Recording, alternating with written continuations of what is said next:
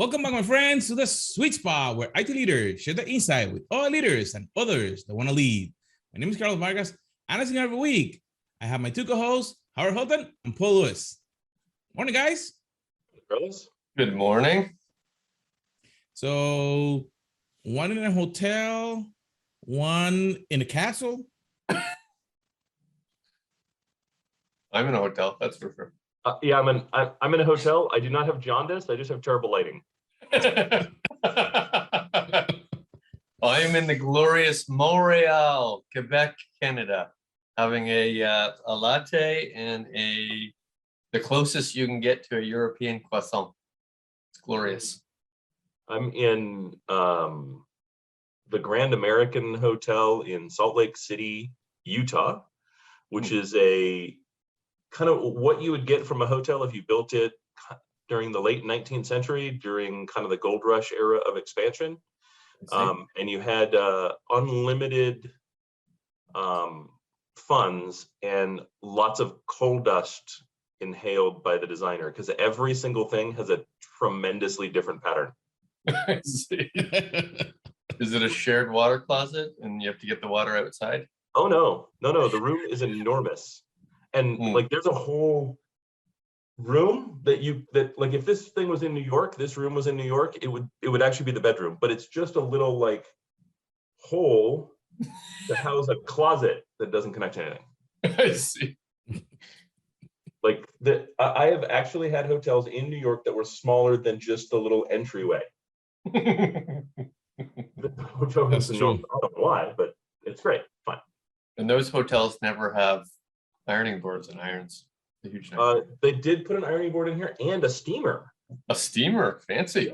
Yes. Wow. Nice hotel. I don't have the slightest idea what it costs. It's part of the speaker package, so I have no idea. Speaker package, fancy. I look forward to doing the conference tours again. Yeah, they are starting.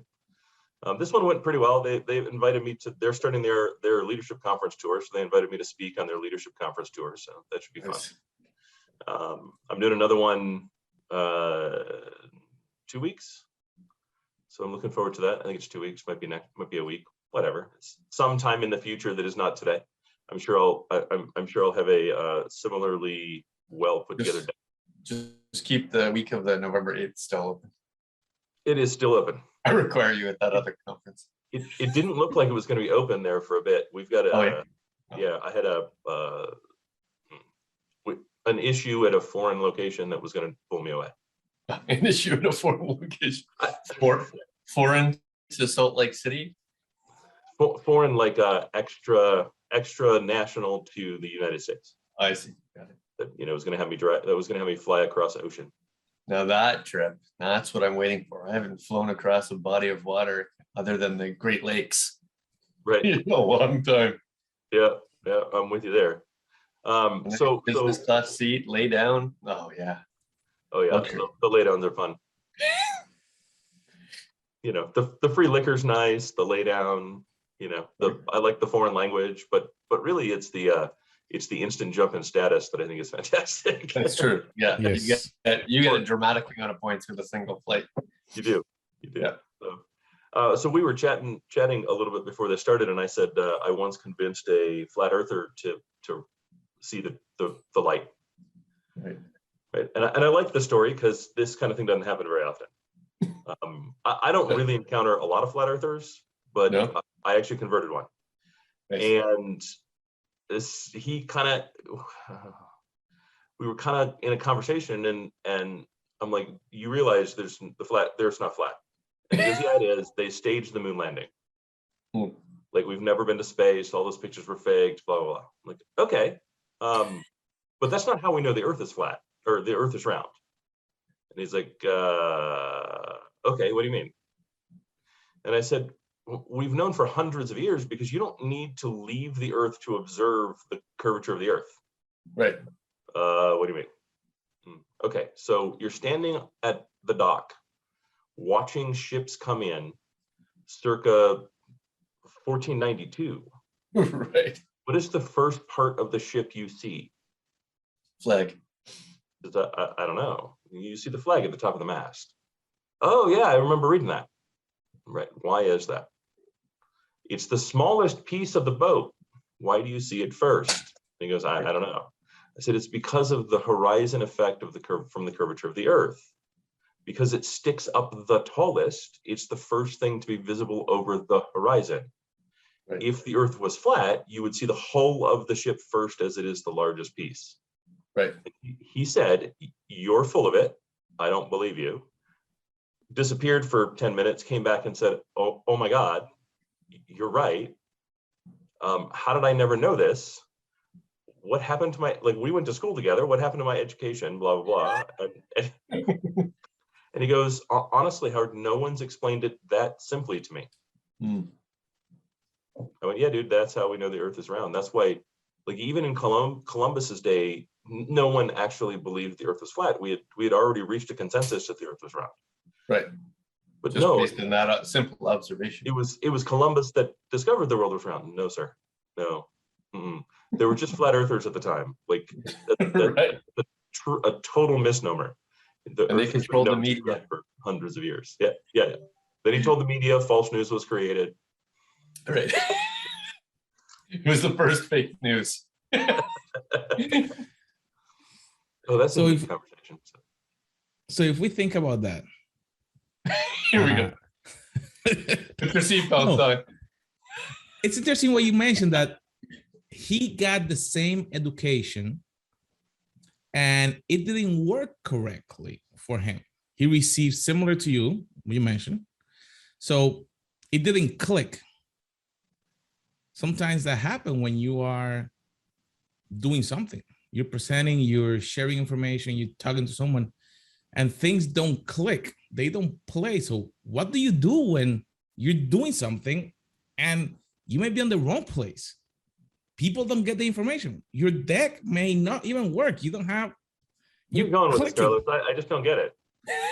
What happens when your deck doesn't play? First of all, that's never happened to me. I've only had perfect presentations my entire career. Wow. So I'm not familiar with the series of stories we're about to tell. Perfect presentation. Now, what happened when your deck doesn't play? When you are somewhere with someone and you may have a technical flu, you may have, actually, you presented a great deck and it's a completely wrong audience.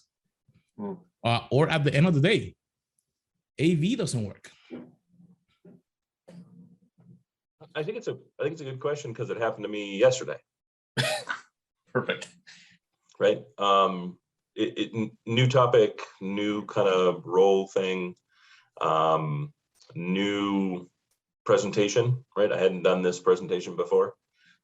Spent a tremendous amount of time getting it the way I wanted, like a whole hour and a half.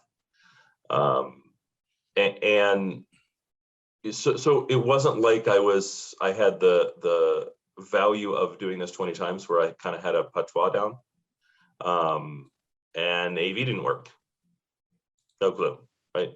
Likely a series of dongle mismatches between my USB-C only laptop and their, multi-display confabulator. I don't know what to think. Making up a word, but they only had VGA input. Well, it was HDMI, but then it went from that down to some repeater box that handled the TV in front, and then went to another thing that recorded and sent to the two TVs to the side, like. Right. And it just wouldn't present. So we mucked with it during the presenter setup. Right. And he's like, yeah, I can't. It's not working. Like, okay, I don't have another laptop, so this is the one laptop I have. So right. We can.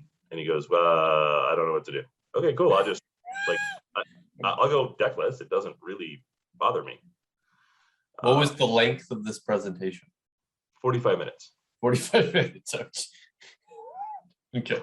So yeah. You are now tap dancing for 45 minutes. What was going through your head? Actually relief for me, because again, I didn't have a patois. Right. You know what I mean? So it wasn't the first couple times you run through a deck, it's a little awkward in front of a live audience because you don't have the timing down. You don't really know everything that's on the next slide. You don't really know everything that's on the current slide. So Right. you have to keep referring back to them as you kind of do your thing. It kind of pins you in place a little bit. They had a podium set up, and so what I did instead was I just walked around the podium and I announced to the room. I said, "Hey, everybody, the deck's not working. We don't have any video. If everybody can hear me, okay, how do you feel about just having a conversation?" And they're like, "Yeah, okay, that sounds fine. Cool. Let's start talking about low code." So that's what it was, the business case for low code. And I just said, "How many people use low code?" and started a conversation.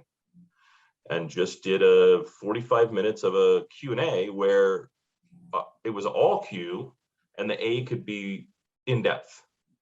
Right. You could have a 10-minute answer if you had to. Right. And I allowed them to steer the conversation where they wanted to go. So we didn't stay within the boundary of low code. Right. We obviously drifted into no code, right? Yeah. Got into some business process automation, some RPA, moved into data, and had a conversation about data quality and master data management, and got a little bit into metadata and kind of the value of metadata, and then some best practices around getting that set up and started, and what a center of innovation is and a center of excellence is, and those sort of things. What was the size of the audience? Was this 1,000 people? Oh, no, was it 10 people? Very, very small. Yeah, okay. Thousands of people would be different, but ultimately I'd still do the same thing. I would still look to the first 3 rows and make it personal. Engage them directly. Correct. Yeah. I would find that difficult because sometimes an audience of that size, you're far away even from the first 3 rows. Like you're 4 feet up on a stage, the stage is 20 by 20. It's still more difficult to engage versus an audience of 50 people that you're probably can touch them, right? You might not even have a stage, or you're just going to get off the stage because it was only 5 by 5 anyway. But yeah, no, I will not likely get off the stage unless I do it one time and then I'm done. I'm not back on the stage. Right. It's you're not going back up and down. Well, it's that leg mobility issue that I have, right, from the motorcycle accident. I'm not doing stairs when I'm the presenter. Right. Right. Like that's a big deal for me. I've already got mobility issues. I don't want to trip and fall because I'm not paying enough attention. Right. So rate the output of that? So do you believe that was a better exercise than the original plan to present your slides? So in this case, I would say, yeah. So in this case, I would say the value to the audience was significantly improved the way that I did it yesterday. Right. However, the value to my employer was reduced because their logo and their name didn't get splashed 4 or 5 times. I said it 4 or 5 times, but you don't have kind of the 3 things, right? You don't have the 3 attachment points if I just say it over and over. Plus, I hit it. I used some articles that the company had written as reference points, and then my final slide actually had QR codes to each article. There were 4 call to actions, so you could get them to subscribe to some product. Yeah. So they didn't get to see that, so that wasn't possible. But again, I think the value to the audience was significantly improved because it was very personal. Yeah. Right? They didn't want to talk about it. I didn't talk about it. So this showed, like we've talked about this before, considering we have different presentation skill sets, I would be very, very comfortable without AV on a topic that I already had a mastery of, right? Because the reality is any presentation I have presented 1,000 times, the slides are behind me and you can visually walk through the story I'm talking about, but I never reference the slides, right? I don't look back and say, this bullet point right here, this box connects to this other box. You don't see me doing that. You just see the visuals behind me and I'm pushing the button without you knowing I'm pushing the button, just so it feels like the story is going behind you. If I didn't have AV, that story would be the exact same, with the same level of emotion, the same kind of intonation, the same kind of, pre-understanding what the questions are going to be, and I think it would be successful. It would not be successful if this was not if this was a presentation I was presenting for the first time. Because as you said, I do reference slides because I'm not as familiar with the next slide or the current slide looks like. I haven't created the pattern that I think will be effective for the audience. I would struggle in that situation. Now, I would attempt to present a storyline that I would be familiar with, but it would not resonate as much as the original resume. I guarantee that's not going to occur. Let me ask you this question. My hopes would be that I'd have at least the deck in front of me, right, and on my screen, so that I could reference it if I had to present.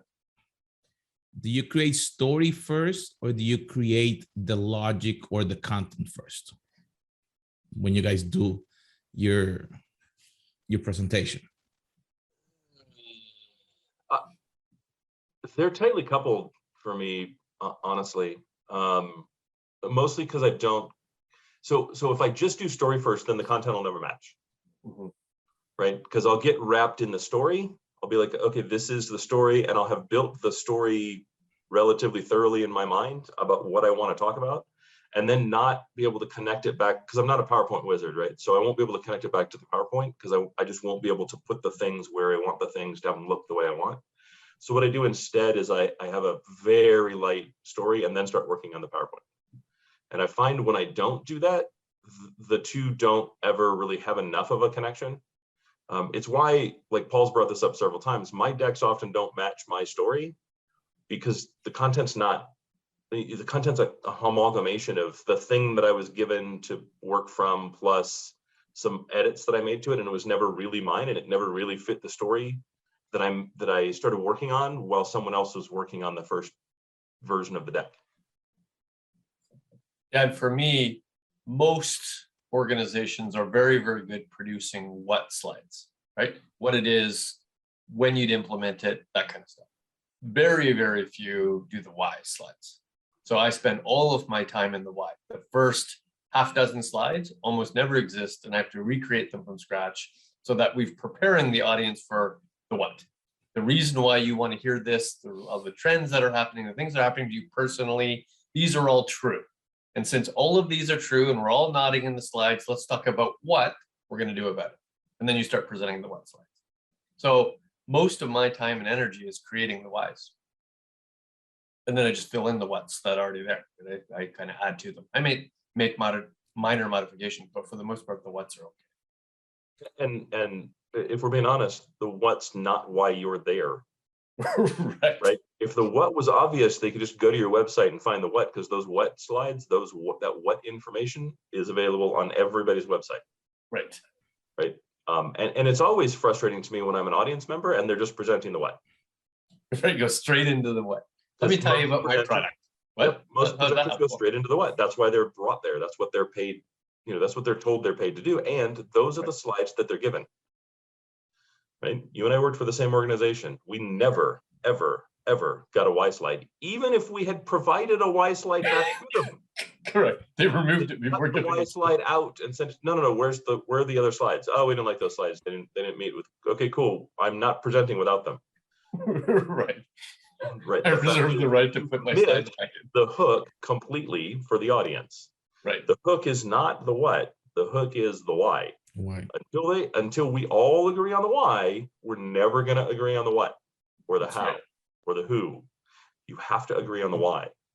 Right. Oh well, we don't. No, we disagree. Okay, cool. Then you go present it. That's right. Because, and I think this is the distinct difference between how we would see the world, especially as consumers of technology versus sellers of technology.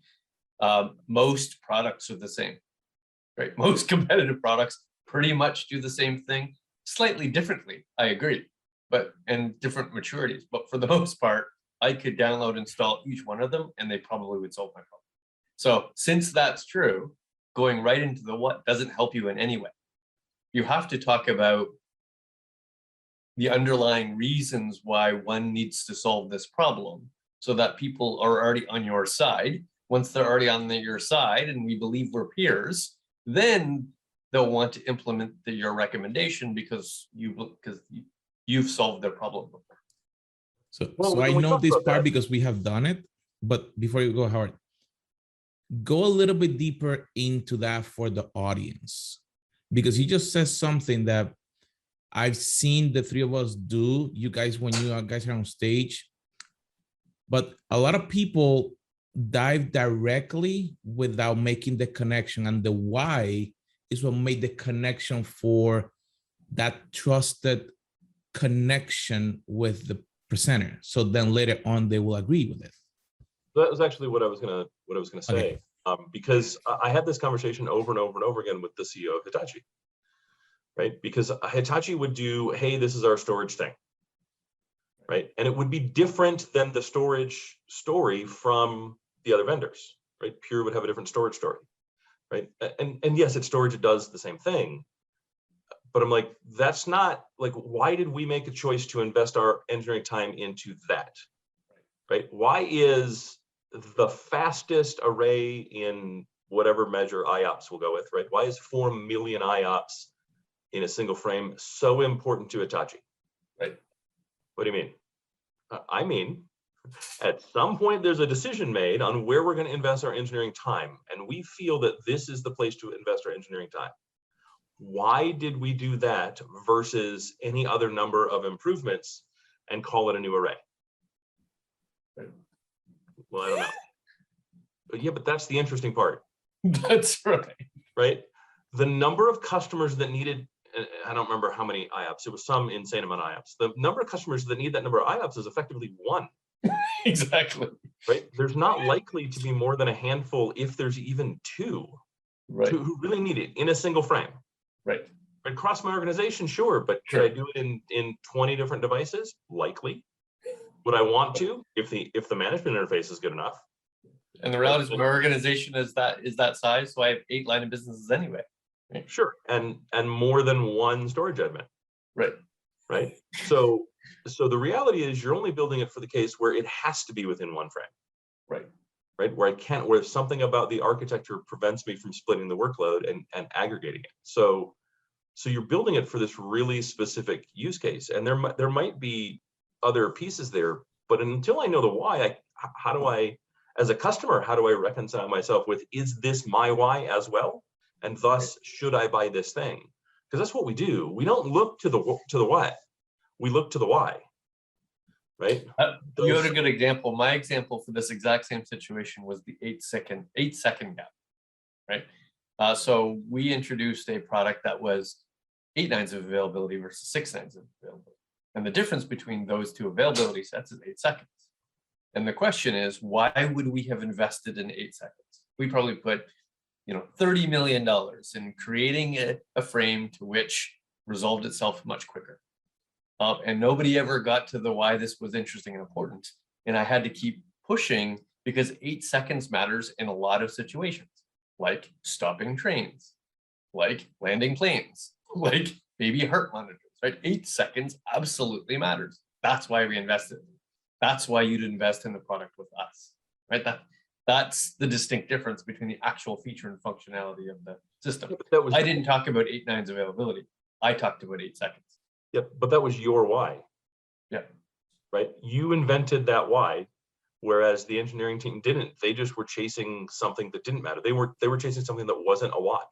That's right. They were chasing 100% availability. Correct, which is a what? Because again, 100% availability only matters in the theoretical. Right. Right? Because there's no such thing outside a lab anyhow. And the reality is 100% availability is 100% of things working when I need them to work. Right. And I don't likely need everything to work all of the time perfectly. Right. Nor can I afford it, even if that was physically possible. Correct. Right. So you invented that why. Yes. And that's actually kind of the frustration. Right. The frustration is I can't really get on stage without a why. And if I can't get you to tell me the why, then I have to invent the why. Right? All the time I spend as an analyst talking to, various companies, the very first call is, what is your why? And honestly, they don't know. Which goes back to the original theme of the pod, even though we mostly have heard from it. When I have had AV problems in the past, I almost entirely talk about the why at that point. Because the why is my experience, the why is my background, the why is why we're all here, the why is probably what the audience is looking for, and I'm not a master of the what anyway, right? I haven't mastered the features and functions of the product.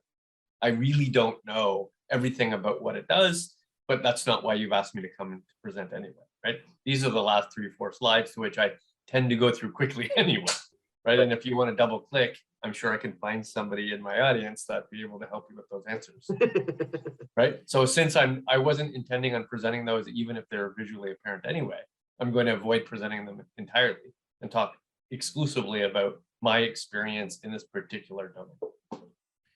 Does it change if the audience is more technical, that the why is not as important and that they will be looking more for the what? And I'm asking the question because we have seen it, and I want to double click on that, because sometimes we think, well, if it's higher up in the organization, they will be focusing probably on the why, and they probably align it with budgets or funding, versus lower or more technical audiences that they just focus on, give me how to do it. Should our leaders or our audience that is listening think before they do a presentation first on the why versus the what, based on who they present to? So I think I think you have two different questions there. One, I would say, is a flat no, right? Which is kind of the first part, right?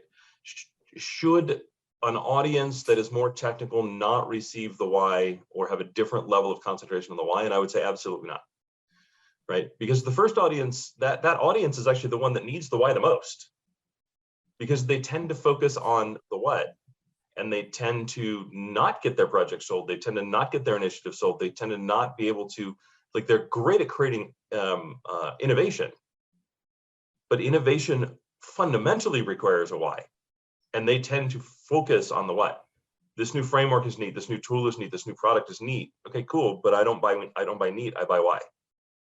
So until you can tell me how your innovation aligns with our why and start thinking about why, your innovation is not going to go anywhere. I can't get anything out of the lab, right? Why is that? I just keep. So then obviously the product was broken. The product was never broken. In some cases, it definitely is, but it's not likely to be a product problem. It's likely to be a why problem. Right? So when you're selling to someone who's looking at why, not what, you need to also sell using why, not what. And so I think in that case, an audience that is more technical, hearing why, has tremendous value. Now, at the same time, you do need to understand your audience. And the way you frame the why is very different, and the value of the why is very different than when you're talking to an executive group that cares so little, isn't going to use the what, versus people who are going to use the what and still need to understand the why, right? The why being the bridge, I think, between the audiences. My biggest fails of presentation have not been AV. They've been entirely content versus audience expectation. So when the audience is very, very technical, they have an expectation of technical deep dives. That's not what's going to be delivered for me. So I'll have people walk away from those presentations giving poor reviews, given that I didn't double click on a whole bunch of things they thought I should double click on.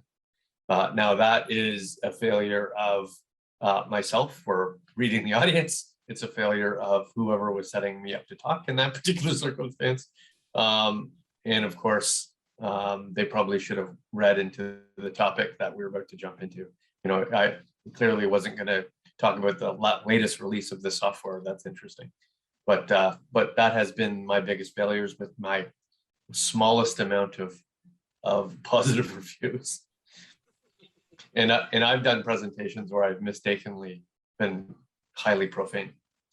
And I've been deep into a demo of a product. This is way back in 20 years ago, where I let the S word fly in an audience of well more than 2,000 people. This was a keynote doing a presentation of a demo of a product that was just built, and I mistakenly used that word, and I just had to keep going. I had to not recognize that this was going, and I just kept going the demo.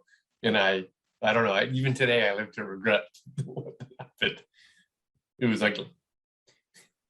But in fairness, I'm not one that swears frequently, right? I'm not a profane kind of person in my everyday speech. So that was actually a unique just for me personally. Howard swears constantly. Paul, I'm so proud of you.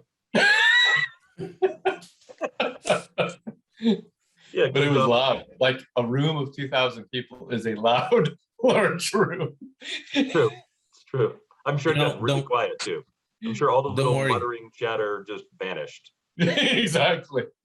So Tony Robbins used the S, the F, all the colorful words for a whole weekend, and people start cheering for him. So don't worry if you said it once. Yeah, but that's actually a huge difference, right? Because I'm closer to Tony Robbins than I am Paul.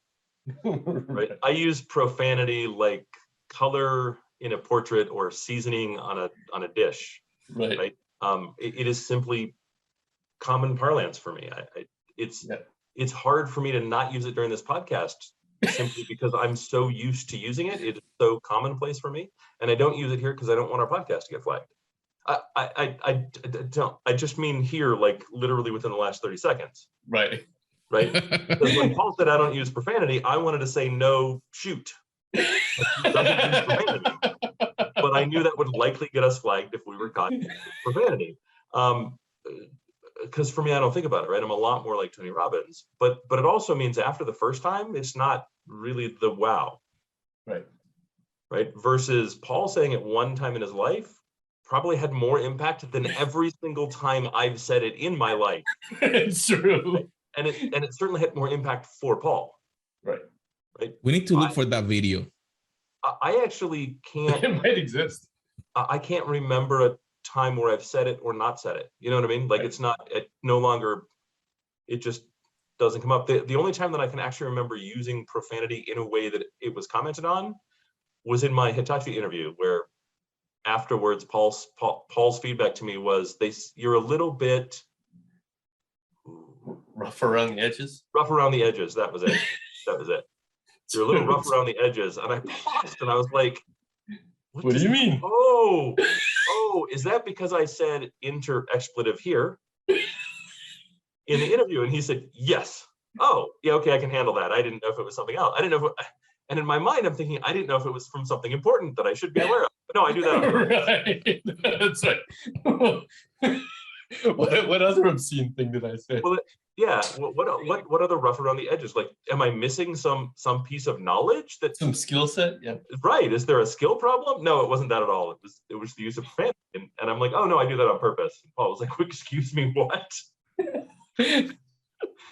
And then we kind of went into that explanation of why I do that very specifically. And in that circumstance, it must have been your interview with the HR person that it was highlighted to me.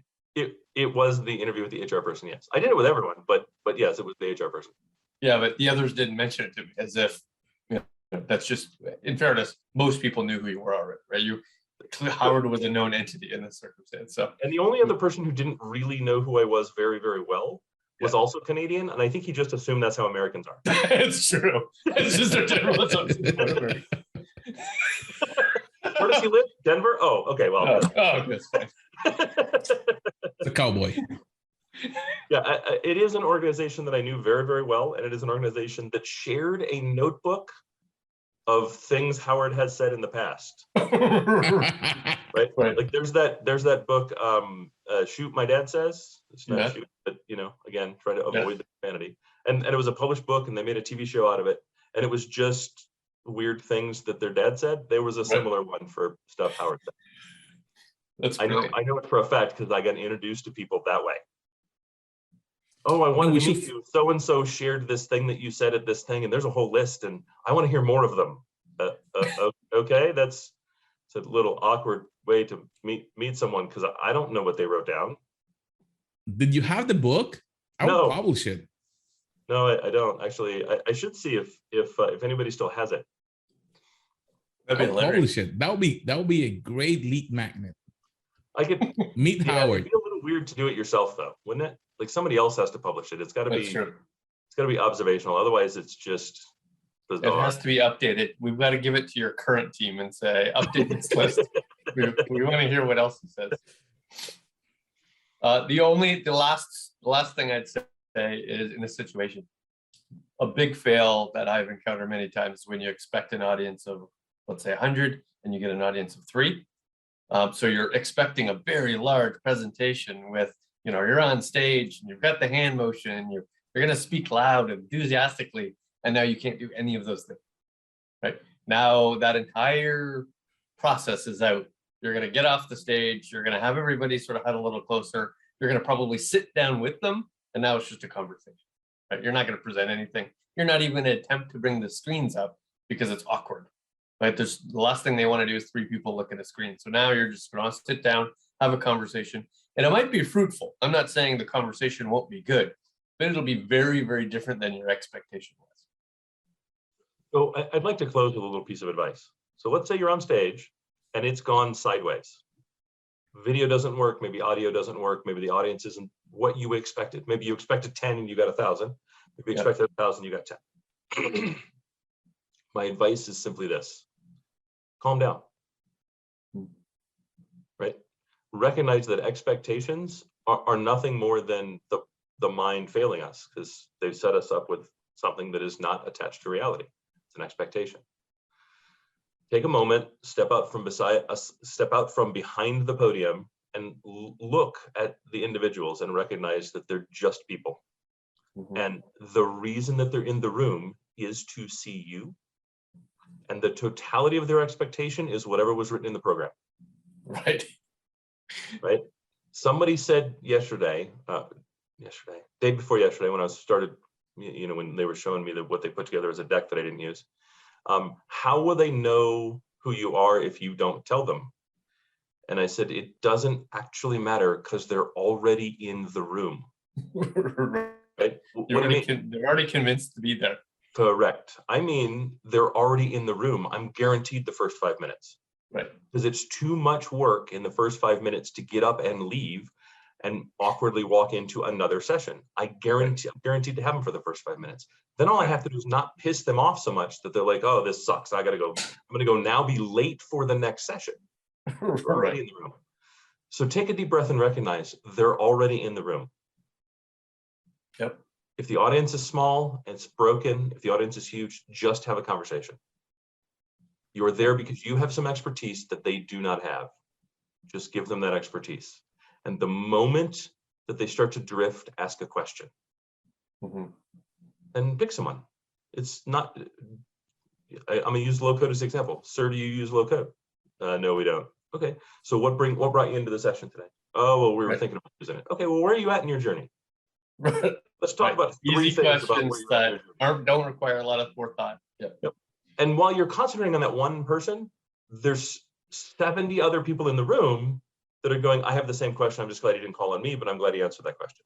And you move on to another person who has a different question, and 70 other people go, thank God, that was the question I was looking to get asked. Right. And 70 other people.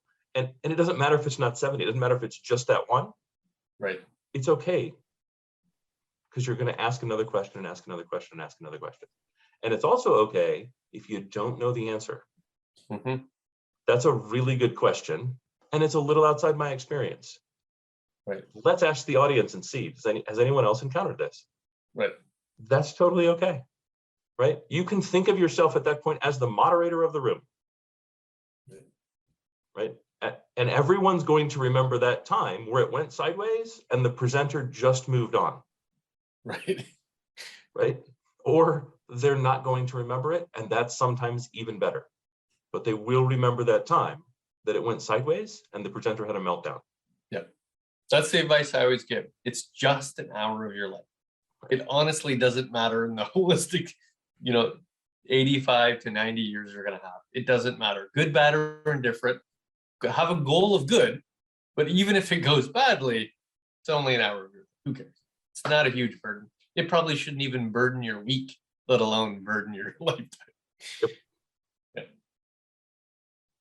Well, my friends, it's been awesome to realize that sometimes your presentation may go to the C but you actually can recover from it and not focus on that.